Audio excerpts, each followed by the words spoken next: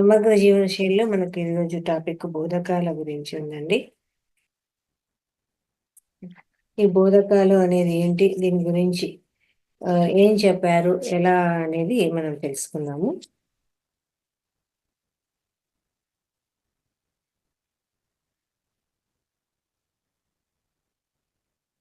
ఈ బోధకాలు అనేది మనకేంటంటే పైలేరియాసిస్ అనేది దీని ఇంగ్లీష్ నామము.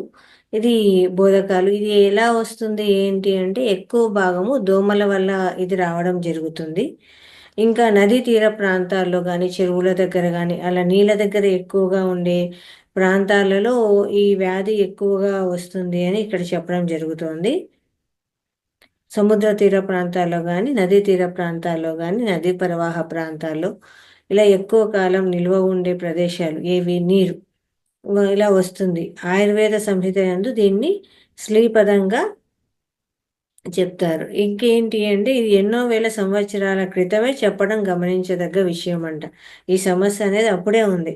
పైలేరియా లేక బోధకాలు అనే వ్యాధి నెమటోడ్ జాతికి చెందిన ఉకరేరియా బ్రాంకెప్ట్ అనేది ఏంటి, బ్రూగియా మలైలోవాకా. ఇంకొకటి ఏంటంటే డిపాస్టన్స్ వలన ఈ వ్యాధి వస్తుంది. ఈ వ్యాధి క్యూలెన్స్ ఎడీస్ అనాఫిలిస్ వలన వ్యాప్తి చెందుతుంది. అంటే అవి దానికి సంబంధించిన ఈ మస్కిటోస్ అండి. తర్వాత ఇంకేం చెప్పారు అంటే దీని ఇంక్యుబేషన్ పీరియడ్ సాధారణంగా 8 నుండి 12 నెలలు అయితే వ్యాధి లక్షణాలు బయటపడడానికి 3 నెలలు పడుతుంది. అంటే ఎప్పుడో సమస్య లోపలికి పోతే అది బయటకు రావడానికి అంత టైం పడుతుందంట. ఉకరేరియా వ్యాధిగ్రస్తుని పుట్టినప్పుడు దోమలు రక్తంతో పాటు అందులోని మైక్రోఫైలేరియాలను కూడా పీల్చుకుంటుంది. వాతావరణ పరిస్థితులు అనుకూలించినప్పుడు 10 నుంచి 40 రోజుల్లో పునరుత్పత్తి సాగించి ఇంకొకరి శరీరంలోనికి ప్రవేశించడానికి సిద్ధంగా ఉంటాయి. ఈ పరిస్థితిలో ఆడదోమ ఆరోగ్యవంతుడైన మానవుని శరీరంలోకి ప్రవేశించి తిరిగి పునరుత్పత్తి జరిగే వరకు ఒక చోట ఉంటాయి.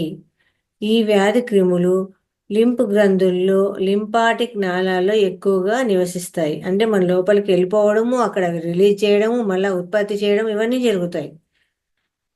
ఉకరేరియా క్రిములు బాగా పెరిగినప్పుడు లింపు నాళాలకు అడ్డుపడి వ్యాధి లక్షణాలను ఎక్కువగా కనపడేట్టు చేస్తాయి. ఈ వ్యాధి ఆంధ్రప్రదేశ్లోని పలు ప్రాంతాల్లో ఉంది. ముఖ్యంగా east and west Godavari, Visakhapatnam, Kakinada, Krishna, Khammam, Warangal, Karimnagar జిల్లాల్లో ఎక్కువగా కనిపిస్తుంది. ఈ వ్యాధి లక్షణాలు ఏంటి అని చెప్తున్నారు. నెమ్మదిగా జ్వరం మొదలయ్యి 105 ఫారెన్హీట్ డిగ్రీలు ఉంటుందంట. ఫస్ట్ ఏమో చిన్నగానే ఉంటుంది, కానీ 105కి వెళ్ళిపోతుంది. విపరీతమైన చలి, వణుకు, తలనొప్పి, వాంతి వచ్చినట్లుండుట, వాంతి అవ్వటము, కళ్ళు మసకబారటము, కండరాల్లో విపరీతమైన బాధ, వాపు, నొప్పి ఉండి కాలు చేయి వాచి ఎర్రగా నొప్పిగా ఉంటుంది. ఇంకా ఏం చెప్తున్నారు, గజ్జల్లో బిళ్ళ కట్టి ఉండడం గమనించవచ్చు.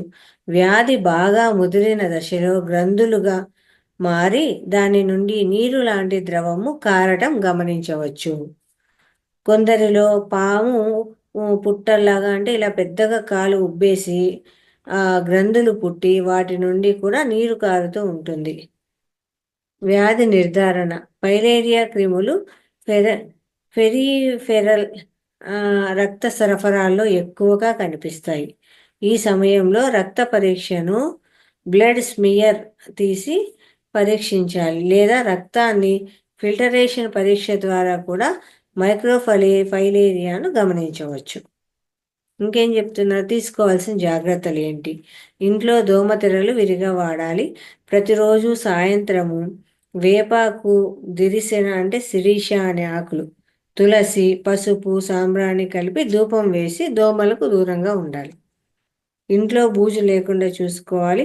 ఇంటి ముందు మురుగు కాలువలు లేకుండా చూసుకోవాలి. తాగే నీరు కాచి చల్లార్చి తాగాలి. ఆహారంలో వెల్లుల్లి ఎక్కువగా వాడాలి. చికిత్స. ఈ జ్వరానికి ఏమేం మందులు వాడాలి అంటే ఆయుర్వేదిక్ మెడిసిన్ ఏంటి అని చెప్తున్నారు.